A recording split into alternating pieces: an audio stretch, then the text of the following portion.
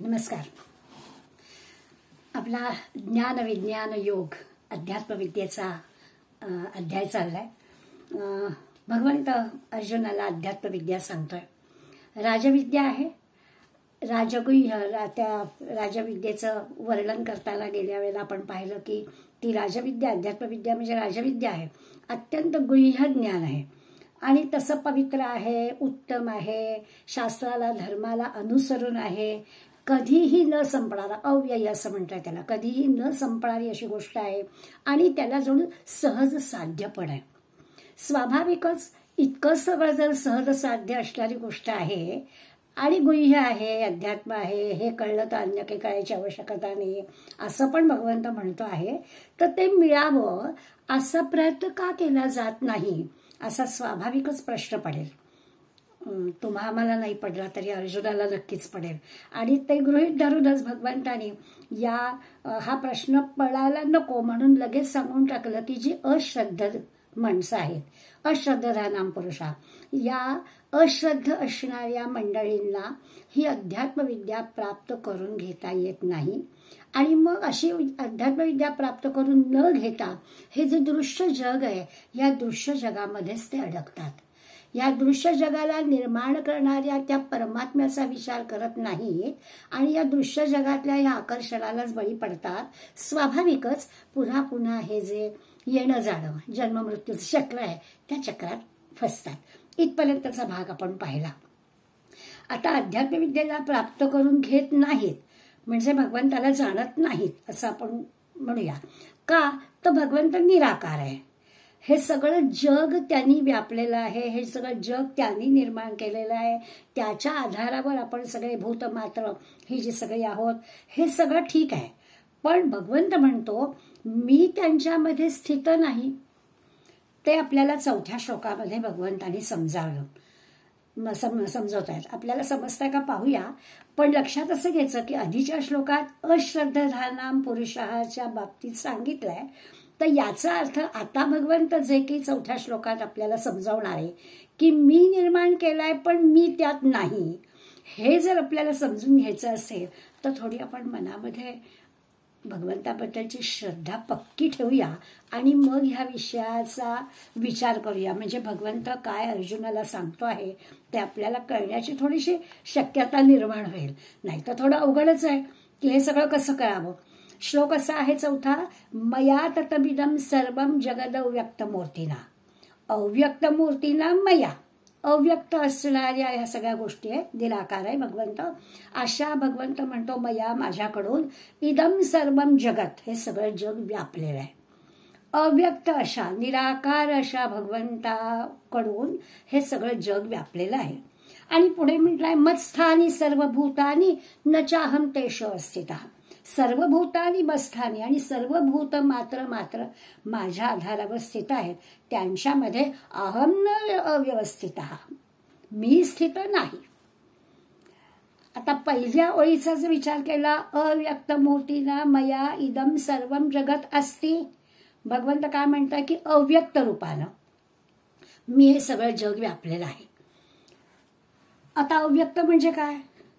आपल्या समजा मन, बुद्धी, इंद्रिय या सगळ्यांनी जे काही जाणता येतं ते भगवंताचं अव्यक्त रूप आहे.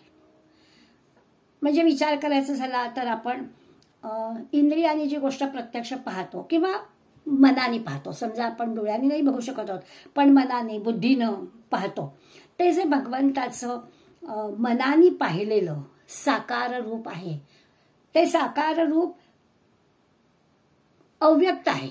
आपल्याला दिसत नाही पण मनाने ते आपण पाहिलं. आपण क्षणभर असा विचार करूया की आपण अयोध्येला न जाता अगदी आपल्या आपल्या ठिकाणी घरात बसून त्या रामललाची मूर्ती आपल्या मनानं, बुद्धीनं डोळ्यासमोर 11 तारखेला सकाळी 10 वाजता आणायची आहे. आणि असं ठरवलंय की आता 1 वर्ष बरोबर रामललाच्या मंदिराच्या याला झालाय. तर त्या दिवशी आपण सगळ्यांनी 11 तारखेला सकाळी 10 वाजता तासाभरामध्ये 3 वेळा रामरक्षा, भीमरूपी आणि 1 माळेचा जप करायचा आहे.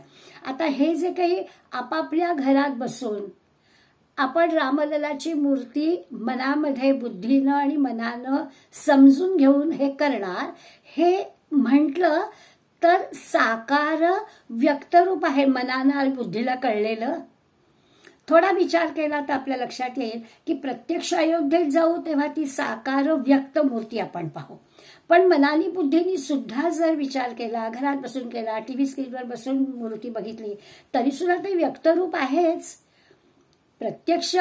प्रत्यक्षच पाहण्यासारखं ते व्यक्तरूप आपण पाहिलंय. याचा अर्थ असा आहे की हे व्यक्त, अव्यक्त, साकार, निराकार, सगुण, निर्गुण हे सगळे शब्द वेगळे वेगळे आहेत, पण तो परमात्मा एकच आहे. मग तो प्रत्यक्ष अयोध्येच्या मंदिरात जाऊन बघा, टीव्ही स्क्रीनवर पहा, मनानी डोळे मिटा आणि पहा, तरी सुद्धा तो परमात्मा एकच आहे असा त्याचा अर्थ. तिची असं जर पाहिलं तर आता भगवंत जे सांगतायत की हे माझं रूप आहे, म्हणजे इदम सर्व जगत, मीच सर्व जग व्याप्त केलेलं आहे, सर्वत्र मीच आहे. चराचरामध्ये भगवंत भरलेला आहे. डोळे जरी मिटले तरी देखील आपल्याला तो रामललाच दिसतोय. हे थोडं आता आपल्याला पटेल की ठीक आहे, म्हणजे आता अव्यक्त रूप असं जे भगवंत म्हणतोय तर ठीक आहे. मनानी बुद्धीनं विचार केला तर हे व्यक्त, अव्यक्त, साकार, निराकार हे आम्हाला कळलं की आम्ही घरात बसून सुद्धा, डोळे मिटून सुद्धा भगवंताची मूर्तीचं साकार रूप आपण पाहू शकतो. असं नाही की प्रत्यक्षच आपल्याला अयोध्येच्या मंदिरात जाऊनच पाहायला हवंय. दुसऱ्या ओळीमध्ये म्हटलंय की मत्स्थानी सर्व भूतानी, म्हणजे सर्व भूत मात्र माझ्या ठिकाणी आहेत, सारं जगच माझ्यात आहे. म्हणजे मीच निर्माण केलंय, त्या मला सोडून काही राहू शकणार नाही, त्यामुळे त्याच्यातच स्थित आहे, त्याच्यातच लीन आहे. भगवंतानीच उत्पत्ती, स्थिती, लय हे सगळं त्या परमात्म्यानेच केलेलं आहे. पण अर्ध्या ओळीत म्हटलंय अहम तेषु न अवस्थितः, पण मी त्यांच्या ठिकाणी नाही. मी निर्माण केलंय पण मी त्याच्यात नाही. मी सगळं जग व्यापलं आहे आणि मी त्यांच्या ठिकाणी नाही. तसं म्हटलं तर दोन परस्पर विरुद्ध विधानं वाटतात. आता ती आपल्याला समजून घ्यायची आहेत. जर मी या जगात व्यापूर आहे तर या जगातल्या सगळ्या वस्तूंमध्ये मी आहे. बरं, वस्तूंमध्ये बदल होतो तर भगवंत म्हणतो माझ्यात बदल व्हायला पाहिजे, तर माझ्यात बदल होत नाही. आम्ही जन्माला आलो, काही काळ राहिलो, जाणार आहोत, निरनिराळ्या सगळ्या वस्तू आपण भोवताली पाहतो, त्या सगळ्या वस्तू निर्माण होतात, काही काळ राहतात, जातात. तर हे सगळं जे काही परिवर्तन होत असतं तर भगवंत म्हणतो की मी त्या सगळ्यात आहे, पण माझ्यात परिवर्तन होत नाहीये, मी आहे तसंच आहे, माझ्यात बदल होत नाही, माझा नाश होत नाही, मी येत नाही, मी जात नाही, मी आहेच. त्यामुळे मी त्यांच्यात व्याप्त असूनही त्यांच्यापासून म्हटलं तर संबंध रहित आहे, अलिप्त आहे, त्यांच्यामध्ये मी स्थित नाही. हे आपल्याला समजून घ्यायचं आहे. स्वामी चिन्मयानंदांनी आपल्याला सांगितलं की शास्त्राचा एखादा सिद्धांत असतो ना, त्या सिद्धांताचं प्रतिपादन करताना जेव्हा असा विरोधाभास होतो, आता आहे की मीच सगळं निर्माण केलंय पण मी त्यात नाही, असा जो काही आपल्याला विरोधाभास दिसतो ना, तेव्हा असं स्पष्ट समजायचं की याच मध्ये, म्हणजे या वाक्यामध्ये, विरोधी वाटणाऱ्या या वाक्यामध्ये भगवंत लपून बसलाय. आणि शास्त्राचा आधार घेऊन त्या शास्त्राच्या सिद्धांताचा आपल्याला अर्थ लावायचा असेल तर त्या लपून बसलेल्या भगवंताला शोधायला हवा, म्हणजे विचार करायला हवा, शोधून काढायला हवा, अर्थ समजून घ्यायला हवा, असं चिन्मयानंदांनी म्हटलंय. या अर्थाने आपण विचार करूया. आता विचार करण्यासाठी किंवा चिंतन करण्यासाठी हे जे भगवंताचं सांगणं आहे, कोडच घातलेलं आहे म्हणूया. चांगलं सगळं विवेचन करायचं तर एखादं असं अवघड काहीतरी वाक्य टाकलं की थोडे आपण पण अलर्ट होतो ना, की बाबा असं का म्हटलंय, असा पण विचार असेल. तर हे जे सगळं जग आहे ते जग म्हणजे भगवंत आहे, आणि भगवंतापासूनच हे जग निर्माण झालं आणि या जगात सगळीकडे भगवंत आहे असं आपण पाहिलं. ओतप्रोत सगळीकडे भगवंत ओतप्रोत भरलेला आहे, सगळं जग त्याचंच आहे. आता अव्यक्त भगवंत या दृश्य जगाच्या व्यक्त रूपात आपल्याला दिसतोय, सगळीकडे ओतप्रोत भरलेला आहे. म्हणजे उपनिषदामध्ये कथा सांगतात की तो शिष्याला सांगत की हो हो मला परमात्मा, मला ब्रह्म कळलं. मग काय कळलं तर म्हणे हो, आता हा डोंगर दिसतोय ना ते ब्रह्म आहे, ती नदी दिसतोय ना ते ब्रह्म आहे, ते झाड दिसतोय ना ते ब्रह्म आहे, तो पक्षी दिसतोय ना ते ब्रह्म आहे. तर ते गुरु म्हणाले जा परत हे कर, तपश्चर्या कर. तर अजून जोपर्यंत तुला डोंगर, नद्या, झाडं, पर्वत, पक्षी दिसत आहेत तोपर्यंत ब्रह्म कळलेलंच नाही आहे. तसं आहे की अव्यक्त असणारा भगवंत जगाच्या या व्यक्त रूपामध्ये आपल्याला दिसतोय. आपल्या सोयीसाठी आपण त्या त्या वस्तूंना नाव दिलेलं आहे, आकार दिलेला आहे, त्याचं उपयोजन आपल्याला माहिती आहे, त्यामुळे ते स्वाभाविक आहे. पण भगवंताला कुठे पाहायचं तर हे सगळं जग जे दिसत आहे त्या जगाच्या सगळ्या व्यक्तरूपात. निदान आपण असा विचार करूया की सगळ्या माणसांमध्ये भगवंत आहे असं समजूया. म्हणजे मग कुणाशी रागलो, हा माझा, हा परका, हा असं का म्हणाला, तो तसं का म्हणाला, हे तरी विचार निदान येणं बंद होईल का, असा जर हा खरा म्हणजे त्याच्यातला हेतू आहे. बाकी तर सगळ्या दृश्य जगामध्ये भगवंत भरलेला आहे. हे आपण प्रत्यक्ष कृतीने जरा कुठे पाय लागला तरी आपण नमस्कार करतो, अशा आपला संस्कार आहेत. पण माणसं सांभाळणं याच्यासाठी म्हणून आपल्याला विचार करायचा की अव्यक्त असणारा भगवंत या जगाच्या रूपामध्ये किंवा आपण आता म्हटलं तसं की सगळ्या माणसांच्या रूपामध्ये भगवंतच आहे असा विचार करायला काय हरकत आहे. असं आहे की एखादा मूर्तिकार असतो ना, तो मूर्ती त्याला बनवायला किंवा हल्ली घरोघरी गणपती स्वतः मूर्ती बनवतात अशी खूप मंडळी आहेत.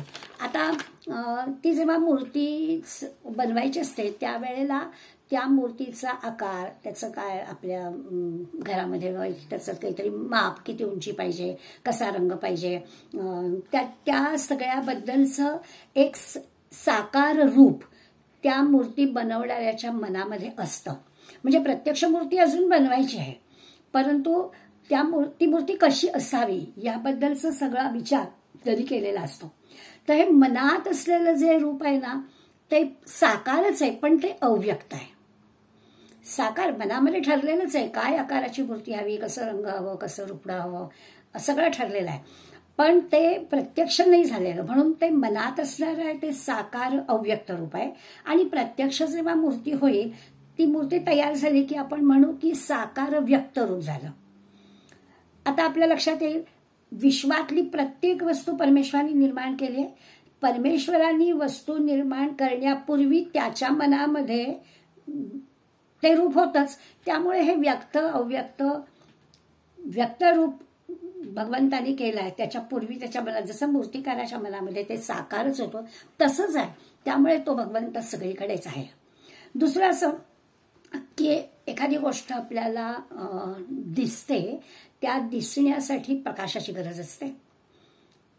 म्हणजे त्या वस्तूवर प्रकाश पडला की आपण म्हणतो की मला ती दिसली. आता प्रकाश असला की ती वस्तू आपल्याला स्पष्ट दिसते, प्रकाश नसला की ती वस्तू दिसत नाही, पण ती वस्तू होतीच. फक्त प्रकाश पडला म्हणून ती आपल्याला दिसली. अगदी तसंच आहे की भगवंतानी निर्माण केलंच आहे, त्या परमात्म्याचा प्रकाश पडला की ते आपल्याला दिसतं. म्हणून भगवंत सगळीकडे आहेच. प्रकाश नाही तोपर्यंत ते अव्यक्त, प्रकाश पडला की ते व्यक्त. आता प्रकाश म्हणजे काय, तर परमात्मा. तो परमात्मा त्याच्यात असं म्हटलं की आपल्याला त्या परमात्मा प्रत्येक वस्तू परमात्मा दिसेलच. शंकराचार्यांनी एक उदाहरण दिलंय की एखादा घट आहे आणि त्याला अनेक छिद्र आहेत. नीट समजून घेण्यासारखा दृष्टांत आहे. आणि असतं हल्ली दिवाळीमध्ये घरोघरी आपल्याला अशा प्रकारचे छिद्र असणारे घट दिसतात आणि त्या घटामध्ये आपण दिवा ठेवतो. असं अनेक छिद्र असणाऱ्या घटामध्ये ठेवलेल्या दिव्याचं काय होतं, तर तो दिवा त्या घटामध्ये तर प्रकाश पडतोच नो डाऊट, पण छिद्र असल्यामुळे बाहेरही आजूबाजूचा हे पण प्रकाशित होतो. आत बाहेर दोन्हीकडे त्याचा प्रकाश पडतो. आता शंकराचार्य असं म्हणतात की शरीररूपी घट आहे असं समजा, आणि या शरीररूपी घटात परमात्मा आहे. आपल्या शरीररूपी घटात, आता शरीररूपी घटाला परमात्मा जो आहे त्या परमात्म्याने तो जो दिवा त्या घटाला जी काही छिद्र आहे त्या छिद्रांच्या घटामध्ये असणारा दिवा प्रकाशित केला, तसं आपल्या या शरीररूपी घटातला परमात्मा प्रकाशित झाला. तर काय घडेल पहिलं, तर म्हणे तो अहमवृत्तीला प्रकाशित करतो. मी, माझं, याला प्रकाशित होतो. म्हणजे असं आहे की मला भूक लागली, तर मला म्हणजे कोणाला, तर देहाला. मला दुःख झालं, मला म्हणजे कोणाला तर देहाला, किंवा मला ना काही कळलंच नाही, मला समजतच नाहीये, मला म्हणजे कुणाला तर देहाला.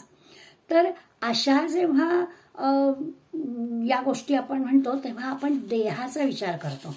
त्या परमात्म्याने अहमचं हे केलंय, त्या अहमच्यामुळे ह्या छिद्रातून जो काही प्रकाश बाहेर पडला, त्या बाहेर पडणाऱ्या प्रकाशामुळे या अहम वृत्तीनं हे निर्माण झालं, सुख दुःख माया ममता राग लोभ माझा परका, या सगळ्या गोष्टी निर्माण झाल्या. खरं तर असं आहे, त्या अंतरात्म्याने त्या परमात्म्याने म्हणजे परमात्मा रूपी प्रकाश जर देहात आलाय तर त्यांनी या छिद्रातून काय झालं होतं, प्रकाशाने सगळीकडे प्रकाश निर्माण केला होता ना. त्या घटाबद्दल खरं काही झालंच नाही. घटाबद्दल तो घट चांदीचा आहे का मातीचा आहे का सोन्याचा आहे का लहान आहे का मोठा आहे, काहीच आपण त्या घटाबद्दल केलं नाही.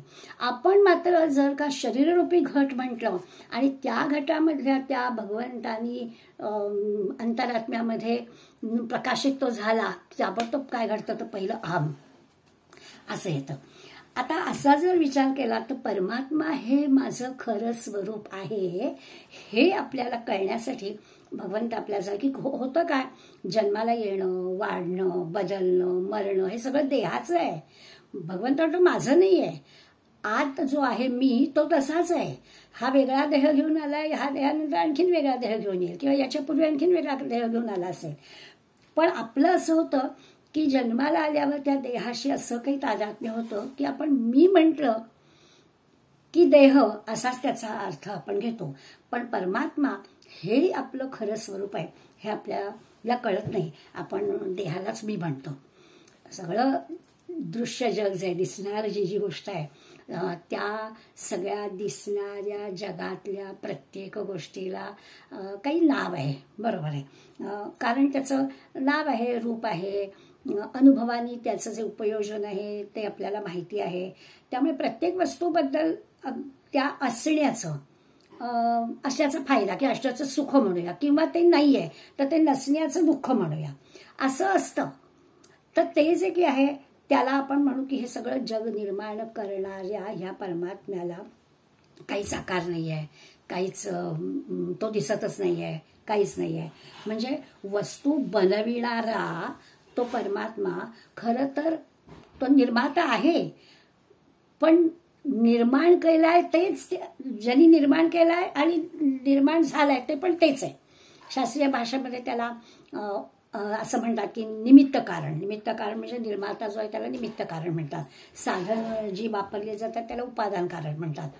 तर परमात्मा निर्माता पण आहे आणि साधन पण परमात्माचं आहे. कारण दृश्य जग त्यांनीच निर्माण केलं. किंवा आणखीन सोपं करायचं झालं तर प्रत्येक गोष्टीला अधिष्ठानम तथा करता करणमच्या पृथ्वीराम पुढे यायचं आहे आपल्याला. तर त्याच्यात कसं असतं की समजा एखादी गोष्ट तयार करायची, म्हणजे आता कुंभार आहे, तर कुंभाराच्या मनामध्ये जे काही घट तयार करायचं आहे त्याच्याबद्दलचं ज्ञान आहे. मग निर्माता कुंभार म्हणजे आधी अधिष्ठान म्हणजे त्याला ती माहिती आहे काय करायचं आहे, त्यांनी ठरवलं आहे काय करायचं आहे ते. मग प्रत्यक्ष निर्माता म्हणजे तो कुंभार. साधन करणं म्हणजे साधनाला काय काय लागतात तर काय हवा पाणी उजेड जे काही लागतं ते सगळं. आणि मग शिवाय काय तर ह्या अधिष्ठान करता करण हे सगळं या जगाच्या निर्मितीच्या मध्ये हा अधिष्ठान आणि करण आणि हे सगळं भगवंतच आहे. ज्याला आपण त्रिपुट म्हणतो, ज्ञाता पण तोच, ज्ञेय पण तेच, ज्ञान पण तेच. असं जे की आपण नेहमी म्हणतो याचा अर्थ आपल्या लक्षात येईल की दृश्य जगामध्ये आकार वेगवेगळे आहेत पण करणारा आणि केलेलं हे सगळं त्याचंच आहे. अगदी म्हणायचं झालं तर वस्तू व्यक्ती तो बनवतो त्या प्रत्येकाला आपण नाव देतो. जसं आपण म्हटलं की डोंगर आहे, नदी आहे, झाड आहे, माणूस आहे आणि ही सगळी त्या परमात्म्याची रूप आहे. जसं कुंभाराचं असलं तरी त्यांनी जे बनवलं आहे त्याला तो म्हणेल घट आहे, माठ आहे, काय सुरई आहे, पण सगळी मातीचीच रूप आहे. तसं दृश्य जगातल्या सगळ्या वस्तू नावं वेगवेगळी आहेत पण परमात्माच आहे असं त्याचा अर्थ. हे समजून घ्यायचं म्हणजे मग त्यांनीच निर्माण केला आणि तो त्याच्यात नाही हे काय म्हणतं ते कळेल. माऊलींनी आपल्याला हे समजण्यासाठी काही उदाहरणं दिलीत. त्या खूप सविस्तर नाही पण त्या उदाहरणाचा उल्लेख केल्याशिवाय मात्र राहत नाहीये. माऊलींनी उदाहरण दिलंय की सोन्याचा अलंकार आणि सोनं पटकन आपल्या लक्षात येईल, किंवा समुद्र आणि समुद्राच्या लाटा, पाण्याच्या होणाऱ्या लाटा. लक्षात घ्या की समजा सोन्याचं म्हटलं की सोन्याने समजा असं म्हणायचं की सारे अलंकार, आकार वेगवेगळे आहेत, नावं वेगळी आहेत, पण हे सगळे सारे अलंकार माझ्यात आहेत. तर आपण म्हणतो अगदी बरोबर आहे. दागिन्याला आपण वेगवेगळं नाव दिलेलं आहे, दागिन्याला आपण आकार वेगवेगळा आपल्याला ओळखता येत आहे, पण सोनंच आहे. किंवा समुद्र जर म्हणाला की सगळ्या लाटा माझ्याच आहेत, तर आपण म्हणू बरोबर आहे. समुद्र म्हणजे पाणीच आणि त्या लाटा पण पाण्याच्याच आहेत.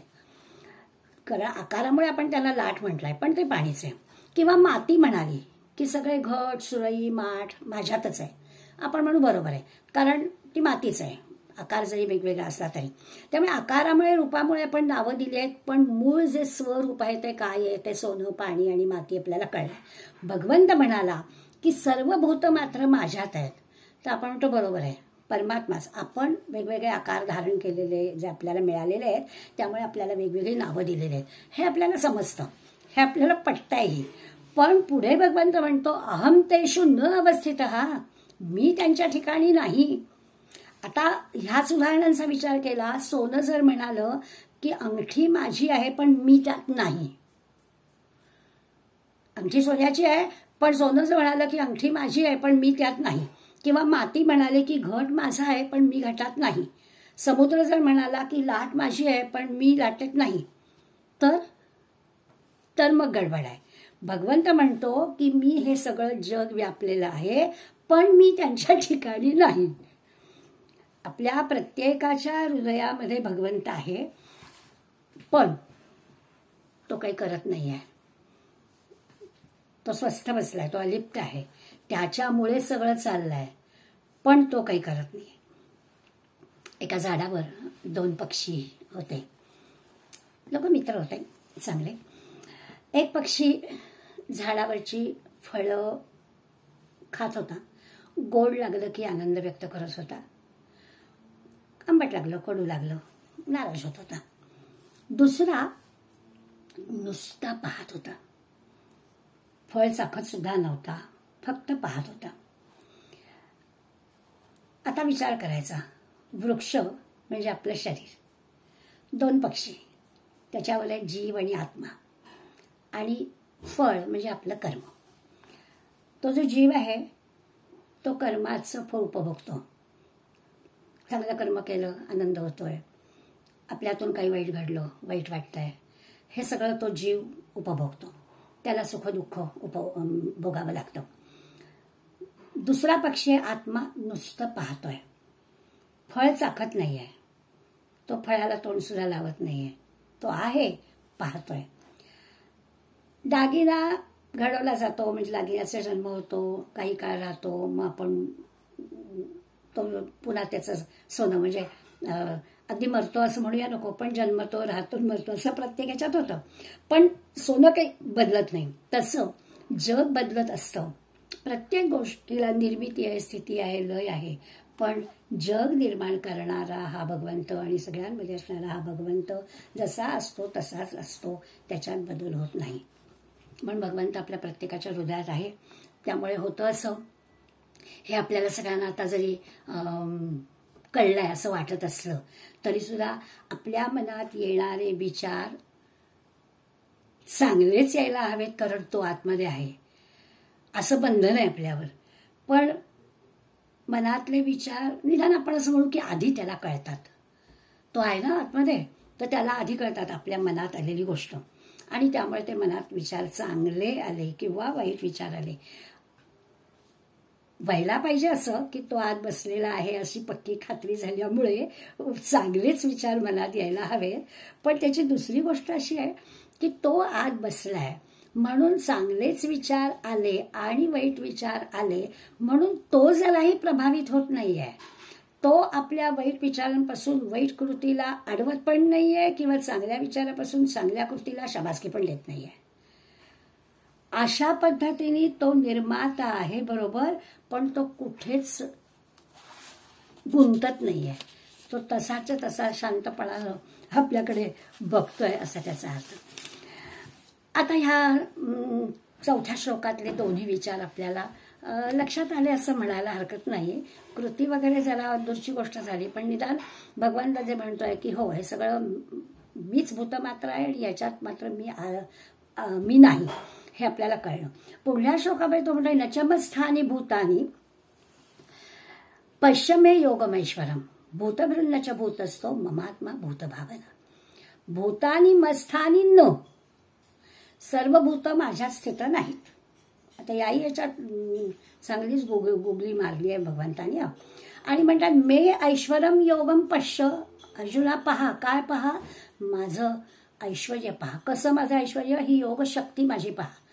हे जे मी सांगितलंय ना, हे माझ्या योगशक्तीमुळे घडतंय, ती नीट पहा.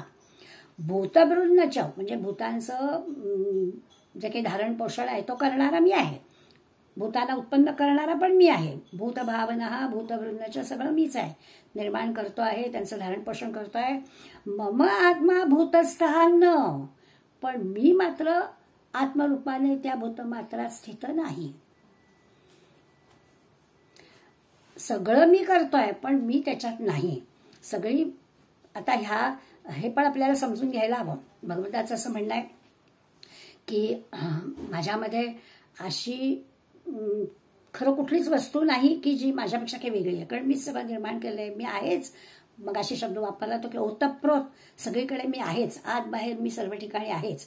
त्यामुळे नचमस्थानी भूतानी, माझ्या मते भूत मात्र नाही, सर्वत्र भगवंत आहे हे पटलं पाहिजे. आता मस्थानी सर्व भूतानी, सारं जग माझ्यातच आहे, म्हणजे मला सोडून काही नाहीच आहे, हे समजण्यासाठी आपल्याला ना दृष्टी बदलायला हवी. म्हणजे सगळीकडे भगवंत आहे हे आपल्याला पटवून घ्यायला हवं. मी सुरुवातीलाच म्हटलं की आधी अश्रद्धाधाना पुरुषाबद्दल सांगून झालेला आहे. याचा अर्थ आता भगवंत जे सांगतोय ते श्रद्धायुक्त अंतःकरणाने तुम्ही नीट ऐका, असं त्याचं अर्जुनाला सांगणं आहे. त्यामुळे हे समजण्यासाठी मी आता म्हटलं भगवंत कसा आहे तर शांत आहे, स्वस्थ चित्त आहे. त्याची जी योगसिद्धी किंवा योगस्थिती, ऐश्वर्य त्याला म्हटलंय, ते आपल्याला समजून घेतलं पाहिजे. काय आहे नेमकं हे की तो आहे पण नाही आहे, हे कसं काय आहे? तर हे त्याचं ऐश्वर्य आहे. तो आहे पण काही अलिप्तपणाने कसं आहे, हे त्याचं जे ऐश्वर्य आहे, ही जी योगस्थिती आहे ती आपल्याला समजून घ्यायची आहे. सगळं त्याच्या इच्छेनं हे तो अभिव्यक्त करतो आहे. ते नेमकं काय आहे? 3 प्रकारांनी हे अभिव्यक्त होतं. एक म्हणजे आपण निसर्गाचा विचार केला तर आपल्याला कळतं की भगवंत कसा हे आहे की किती किती आकर्षक गोष्टी, अत्यंत सुंदर मोहक असणाऱ्या गोष्टी, काय धबधबे असतील, सागर असतील, छान छान रंगीबेरंगी पक्षी असतील, फुलं असतील, फुलपाखरं असतील, निरनिराळे सुगंध असेल, साधं मातीवरती पाणी मारलं जाईल मातीचा सुगंध असेल, छान नृत्य करणारा मोर असेल, गाणारा कोकिळ असेल, अनंत. हे जे सगळं आहे ना ते भगवंत म्हणतो येस माझं ऐश्वर्य आहे, कारण या सगळ्यात भगवंत आहे. आता या सगळ्यात भगवंत आहे, भगवंतात हे सर्व आहे. या सर्वात भगवंत आहे आणि भगवंतात हे सर्व आहे. या भगवंताला या सगळ्यात स्वरूप दिसत आहे, म्हणून तो म्हणतो की मीच सर्वत्र आहे. तो म्हणतो मीच सर्वत्र आहे. आणि आपल्याला पण दिसतं की त्याच्यात भगवंत, काय भगवंताची लीला आहे असं आपण वर्णन करतो. भगवंत म्हणतो की हे जगत मी निर्माण केलं आहे, की ह्याच्यात मी आहे. आपणही म्हणतो की यस भगवंत यामध्ये आहे. हे जे आहे हे त्याचं ऐश्वर्य आहे. दुसऱ्या प्रकारचं ऐश्वर्य आपण बघूया. भगवंताच्या इच्छेनं किंवा भगवंताच्या सत्तेनं भगवंत हे सगळे जीव निर्माण करतो. भूतमात्र सगळे सजीव जे आहेत ते निर्माण करतो. त्याच्याच सत्तेनं त्या जीवांना काही विशेष दिलेलं असतं. म्हणजे जसं आपण म्हणतो की कोकिळ उत्तम गातो, आता म्हटलं असं की मोर उत्तम नृत्य करतो, चित्ता जलदगतीनं पळतो, त्यांना एक विशेष काहीतरी दिलेलं आहे. तो भगवंत त्याच्यात आहे आणि त्याच्यामुळे आहे.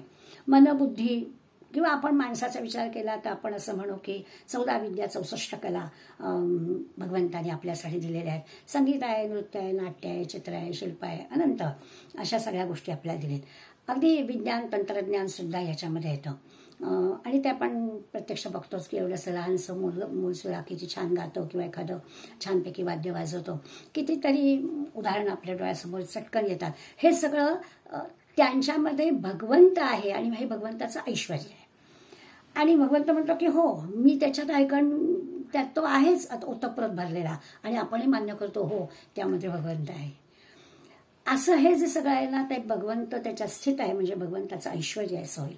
आणखी एक तिसरं ऐश्वर्य आपण म्हणू की दैवी संपत्तीच्या सहाय्यानं भगवंताच्या स्वरूपाचा विचार करणारी जी संत मंडळी किंवा स्वरूपाचा शोध घेण्याची धडपड जी मंडळी करतात, संत सज्जन ध्यानधारणा करणारे, आपण कितीतरी अशा गोष्टी ऐकतो की आजही हिमालयामध्ये कितीतरी मंडळी अशी आहेत. तर हे दैवी संपत्तीच्या जोरावर किंवा तिच्या सहाय्यानं भगवंताचं स्वरूप जाणण्याची जी धडपड आहे, किंवा आपण असं म्हणू की सत्य, अहिंसा, दया, करुणा, क्षमा, शांती, हे जे सगळे गुण आहेत, या गुणांच्या सहाय्यानं देहधारी जीव, म्हणजे मी संतांबद्दल बोलते, जीव देहधारीच, पण देहधारी असून सुद्धा ईश्वर बनतो. असे जे म्हणजे हे सगळे गुण त्यांच्या ठिकाणी असल्यामुळे आपण असं म्हणतो की ते बाबा संतच आहेत. हे जे की आहे ते ईश्वर रूपानं अभिव्यक्त होणारं भगवंताचं रूप आहे, ते भगवंताचं ऐश्वर्यच आहे. आता ह्या सगळ्यामधून आपण काय लक्षात घ्यायचं की स्वरूपाचं अनुसंधान, म्हणजे भगवंताच्या अनुसंधानात आपण राहावं. तर यामध्ये जसं भगवंताचं ऐश्वर्य दिसत आहे तसं प्रत्येक ठिकाणी भगवंताचं ऐश्वर्य आहे असा विचार आपण करू. त्या अनुसंधानात जर आपण राहिलो, आपलं जर अनुसंधान सुटलं नाही तिथलं, तर भगवंत आपल्याबद्दल सुद्धा म्हणेल की हे माझंच ऐश्वर्य आहे. ही जी काही आहे ही योगस्थिती व्यवहारामध्ये कुठेच असं मगाशी जसं राग, लोभ, मत्सर, माया, ममता सगळ्याचा उल्लेख केला, आपला परका भाव वगैरे, असं कुठे असमान वागणंच होणार नाही. असं जेव्हा घडेल तेव्हा भगवंताचं ते ऐश्वर्यच राहील. प्रत्येकामध्ये परमात्मा आहे हे जाणणं म्हणजे भगवंताचं ऐश्वर्य जाणणं, असा त्याचा अर्थ. एक व्यवहारातलं उदाहरण राहवतला येऊन देते, अगदी खरं खरं घडलेलं आहे हा. पण आपल्याला आश्चर्य वाटेल की खरंच असं जेव्हा परकेपण नसतं तेव्हाच तिथे भगवंत आहे असं आपल्या लक्षात येतं. जावयाला सासूरवाडीकडून दसऱ्याला सोन्याचं आपट्याचं पान, आपल्याकडे पद्धत आहे त्याची, पहिल्या वर्षीच्या दसऱ्याला जावयाला सोन्याचं आपट्याचं पान दिलं जातं आणि तसं मिळालं. तसं म्हटलं तर या ज्या वस्तू असतात ना त्या आपल्या कपाटाचे धनच असतात, ते फार काही त्याचं खूप मोठं मोल असतं असं नाही, पण ते आपलं पहिल्या वर्षी जावयाचा मान आणि मग ते दिलेलं असतं, कपाटाचे धनच असते. तर एका सुनबाईने लगेचच वर्षभराने आपल्या नंदेचं लग्न झाल्यावर सासूबाईने असं म्हटलं की नवीन कशाला पान म्हणताय, ते आहे ना आपल्याकडे, ते देऊया ना आपण वंसाना. किती छान ना. आणि एखाद्या घरामध्ये असं घडतं की सासूबाईंनी असं म्हटलं की अगं नाहीतरी काय आपल्या लॉकरची धनच आहे, तुझ्या आईकडनं आलाय ना, तेच आपण देऊया. माझ्या आईकडनं आलाय, माझ्या आईकडनंच तुम्हाला अगदी द्यावंसं वाटतंय. किती गोष्ट खरं म्हटलं तर किती साधी, पण एकामध्ये जो आपलेपणाचा भाव आहे त्याच्यामधून घडणारी छान सुखद गोष्ट, आणि एखादं माझं आणि दुसरं, आता ह्या कपाटात राहिलं काय, त्या कपाटात राहिलं काय, या लॉकरमध्ये राहिलं काय, त्या लॉकरमध्ये, पण जेव्हा असं उदार अंतःकरण असेल ना तेव्हा भगवंत म्हणतो हे माझं ऐश्वर्य आहे. असा जेव्हा विचार माणसाच्या मनात येतो तेव्हा भगवंत म्हणतो की माझं ऐश्वर्य आहे. मग तो असं नाही म्हणत की मी याच्यामध्ये नाही, जिथे जिथे चांगल्या सगळ्या गोष्टी हा विचार आपल्याला घ्यायचा आहे. संतांच्या ठिकाणी आपल्याला जो असा प्रेमळपणा किंवा त्यांचं अधिकार पण म्हणूया, ज्ञान अधिकार, या सगळ्या गोष्टी दिसतात, हे भगवंताचं ऐश्वर्य असतं. पुढल्यावळीमध्ये भूतभृन्नच भूतस्थो ममात्मा भूत भावना असं म्हटलंय. म्हणजे हे सगळं जे जग निर्माण करणारा त्यांनी निर्माण केलाय, भरणपोषण पण त्यांनीच केलंय, असं सगळं असून सुद्धा या भूतमात्रांमध्ये स्थित नाही असं त्यांनी म्हटलंय. पुन्हा जरा माऊलींचा आधार घ्यायला लागतो, माऊलींच्या दृष्टांतानं आपल्याला पटेल. माऊलीने असं म्हटलं की सूर्य आहे आणि सूर्याची प्रभा, असं जे आपण म्हणतो सूर्य आणि सूर्याची प्रभा ही एकच आहे, ते काही वेगळं नाही. सूर्याचं जे तेज आहे त्याचं तेज काही वेगळं दाखवत आहे. जसं आपण साखर आणि गोडी, साखरेची गोडी वेगळी कशी दाखवता येईल, फारच कोणी चर्चा खाऊन बघ बाबा असं फार तर आपण म्हणू, पण हे जसं वेगळं करता येत नाही तसंच हे आहे. की त्यांनीच निर्माण केलेलं आहे. त्यामुळे वास्तविक तो आणि हे सगळं हे एकच आहे. माऊलींची ओवी आहे, मज पासुनी भूते आने नव्हती निरुते आणि भूतान वेगळ्या माते कहीच नमनी हो. ते सांगतात की प्राणी मात्र खरोखरच वेगळे नाहीये, मी त्यांच्यापासून वेगळा आहे असं कधी समजू नका, असं त्यांनी आपल्याला खरं म्हणजे सांगितलं. तर आता असं जर आहे तर या दोन गोष्टी समजून घ्यायच्या की भगवंताचं आहे, भगवंताने सगळं निर्माण केलं आहे. कुठे कुठे भगवंत असेल त्यांनी त्याच्या ऐश्वर्याचं वर्णन पण करून सांगितलं आणि तसं आपण जर त्याचा शोध घेतला तर आपल्याला कळेल.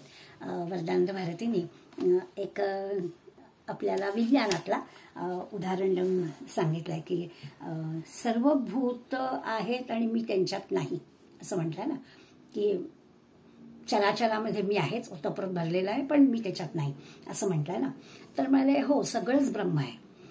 म्हणजे काय तर म्हणे कॉलिडोस्कोप असतो त्याचं म्हणजे शोभादर्शक, त्याच्यामध्ये काचेचे तुकडे असतात, पण 3 बाजूनी असं समभुज त्रिकोणाचे 3 आरसे लावलेले असतात आणि त्या आरशांमुळे त्या तुकड्यांची अशी विविध नक्षी होते. आपल्या प्रत्येकाने आपण लहानपणी शाळेमध्ये हे केलेलं आहे, त्यामुळे आपल्याला लगेच आठवेल.